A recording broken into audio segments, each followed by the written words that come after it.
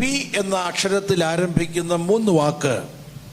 1 power, 2 profit, 3 pleasure.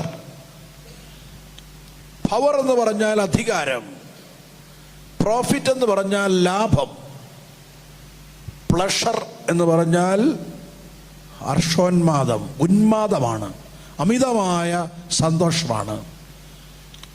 ഇത് 3ഉം നമ്മൾ ആഗ്രഹിക്കുന്നതിൽ തെറ്റൊന്നുമില്ല. നമ്മൾ സ്വാഭാവികമായിട്ടും ആഗ്രഹിച്ചു പോകും. പക്ഷേ പ്രശ്നം എന്നാണെന്നറിയാമോ?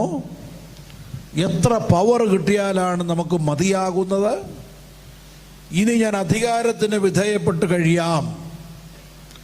എത്ര ലാഭം കിട്ടിയാലാണ് ഇനി ഞാൻ കുറേ നഷ്ടം സഹിക്കാം? എത്ര ഉന്മാദം കിട്ടിയാലാണ് ഇനി കുറേ സങ്കടങ്ങൾക്ക് ഞാൻ വിധേയനാകട്ടെ എന്ന്